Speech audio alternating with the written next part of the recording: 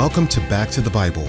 Today, pastor and Bible teacher Bryan Clark points to the life of Abraham to share how trusting God in both the big and small choices can make a revolutionary change in your life. Later in the program, Bryan will join Carol Whitney and Arnie Cole in studio to offer some encouraging take-home points. Now here's Bryan Clark with today's study. At first I saw God as my observer, my judge, keeping track of things I did wrong so as to know whether I merited heaven or hell when I die. He was out there, sort of like the president. I recognized his picture when I saw it, but I really didn't know him. But later on, when I met Christ, it seemed as though life were rather like a bike ride. But it was a tandem bike, and I noticed that Christ was in the back helping me pedal.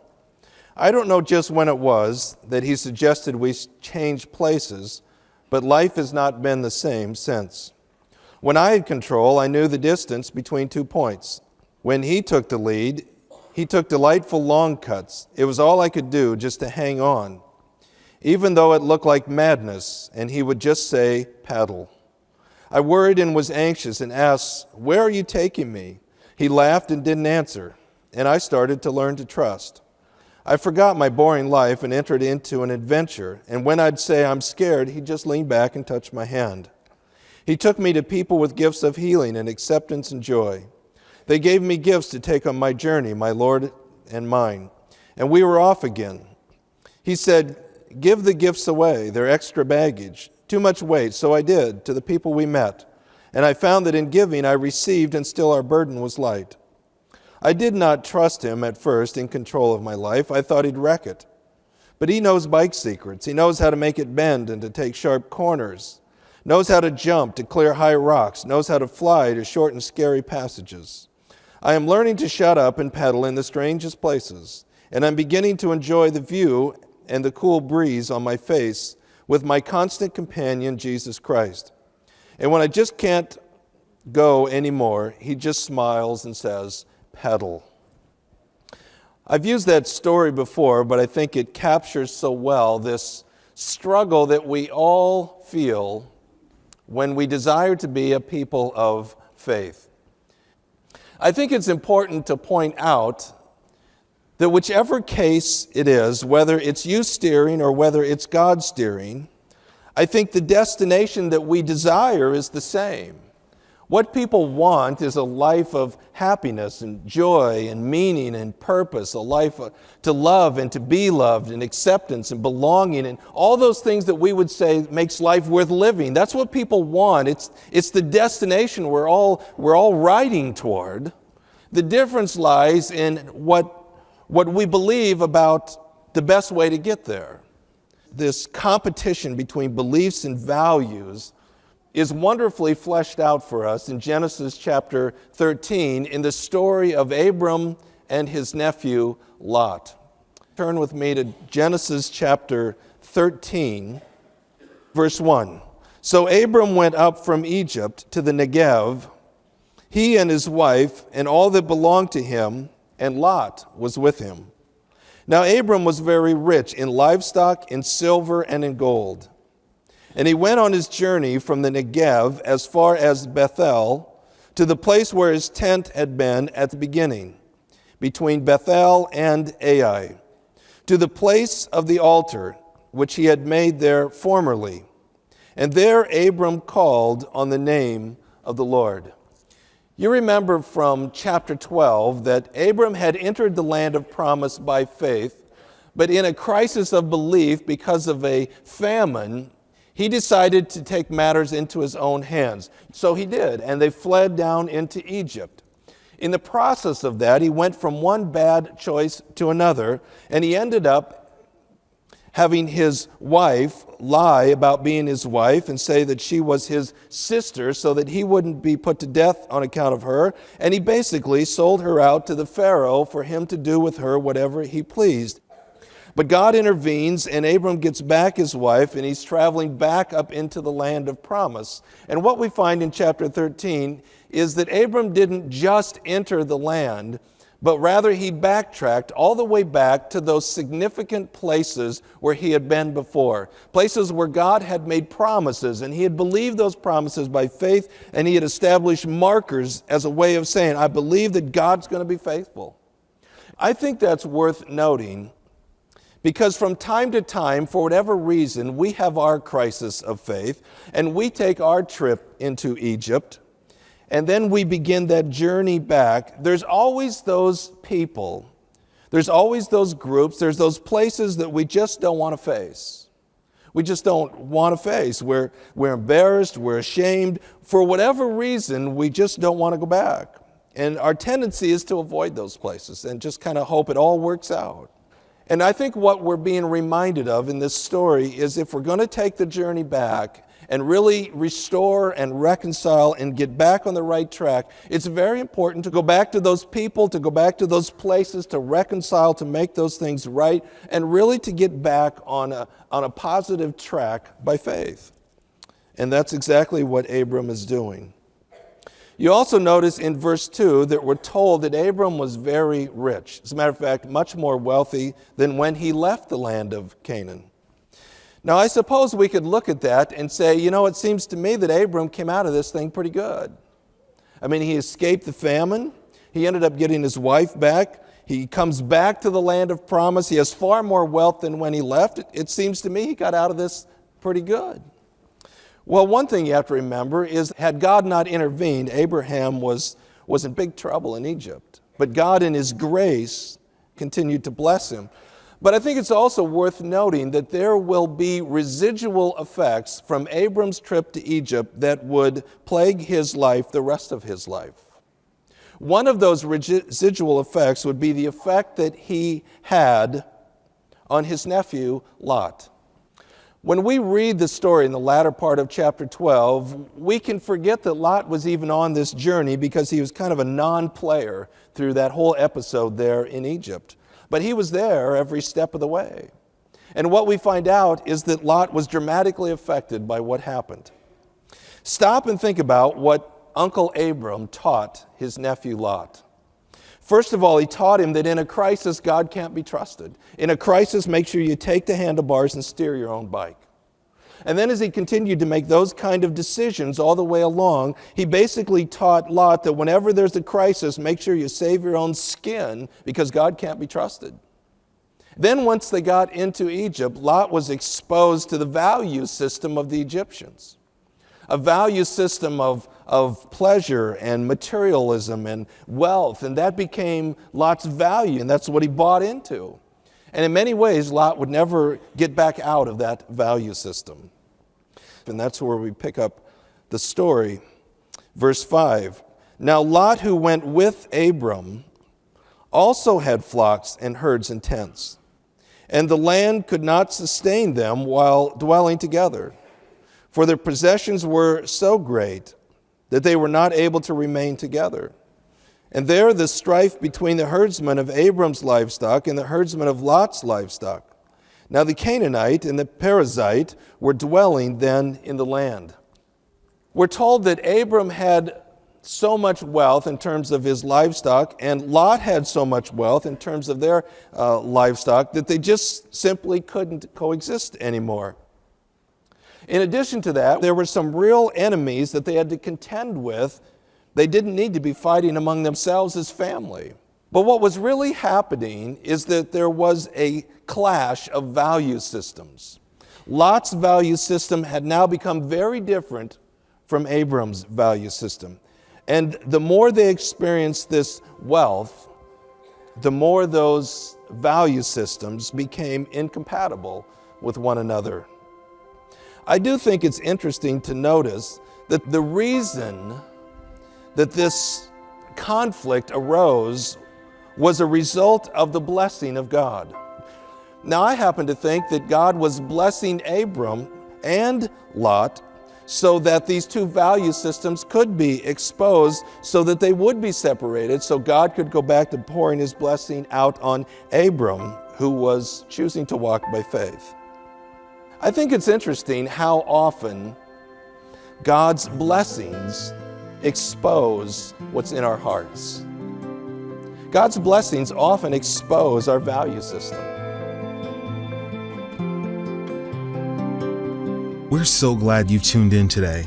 Here at Back to the Bible, our heart is to share God's Word to help you experience a closer walk with Christ and move forward in faith. So to support you along the way, we've designed a wide variety of resources, and they're available at backtothebible.org. From devotions to in-depth Bible studies, Bible reading plans, even research and stories, you'll discover what you need to strengthen you along your spiritual journey.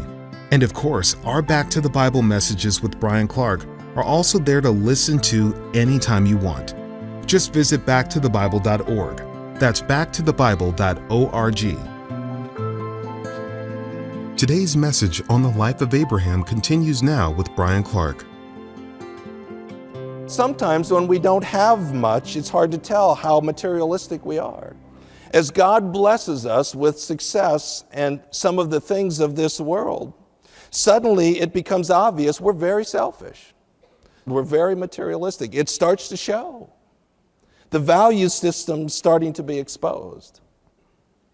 Sometimes people experience success in the marketplace. All of a sudden, they become very prideful. The blessing of God is starting to expose what was there in their heart all along. If that's true, then there must be many, many times when God longs to bless us. And He can't, because we can't handle it. He knows what's in our hearts, and He knows what would happen if He blessed us. And for our sake and the sake of those people around us, He just chooses not to, because it would only intensify what's already there in some way in our hearts. Well, I think that's what's happening here. It creates this conflict to which Abram responds, verse 8. Then Abram said to Lot, "Please let there be no strife between you and me, nor between my herdsmen and your herdsmen, for we are brothers," or could be we are family. "Is not the whole land before you? Please separate from me. If to the left, then I will go to the right, or to the right, then I will go to the left." This is the first time dialogue has come out of Abram's mouth, recorded in the text, since his crisis of faith in chapter 12. In chapter 12, he opened his mouth and out came incredibly selfish words, to the extent that he was willing to sell out his own wife to save his own skin.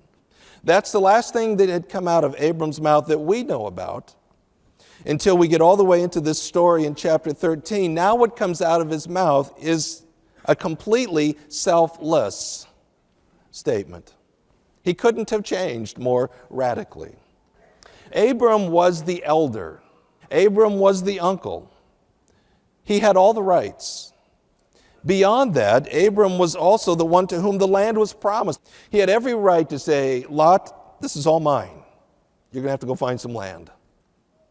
But instead of doing that, he said just the opposite. He said, "Lot, we don't need to act like this. You look around and you take whatever you want, and I'll take whatever's left." Because Abram had learned what it means to trust God by faith. Abram had learned that when he takes control of the bicycle and he steers it, it just leads to trouble. So he's made a decision to let God have control, to have the front seat, to steer the bicycle, and Abram's reflection of that is simply saying, "Lot, you can have whatever you want, because I know that God will take care of me." He's gone from complete selfishness to selflessness, because he learned his lesson from his trip to Egypt. How does Lot respond? Verse 10, "And Lot lifted up his eyes and saw all the valley of the Jordan, that it was well watered everywhere. This was before the Lord destroyed Sodom and Gomorrah, like the garden of the Lord, like the land of Egypt, as you go to Zoar.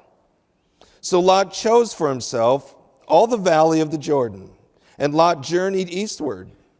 Thus they separated from each other. Abram settled in the land of Canaan, while Lot settled in the cities of the valley, and moved his tents as far as Sodom. Now the men of Sodom were wicked exceedingly, and sinners against the Lord.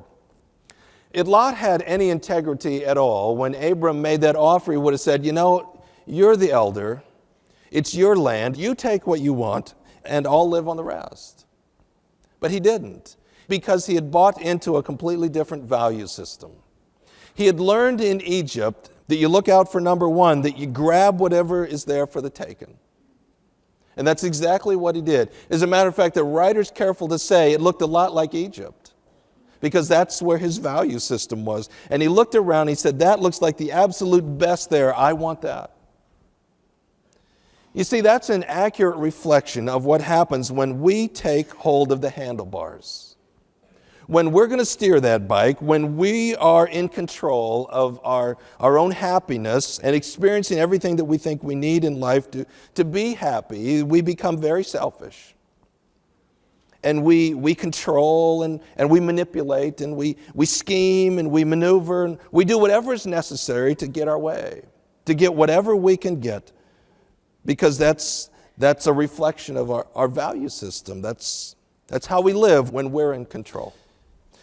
The reality is, when we choose to take the handlebars and steer our own bike, we are a selfish people.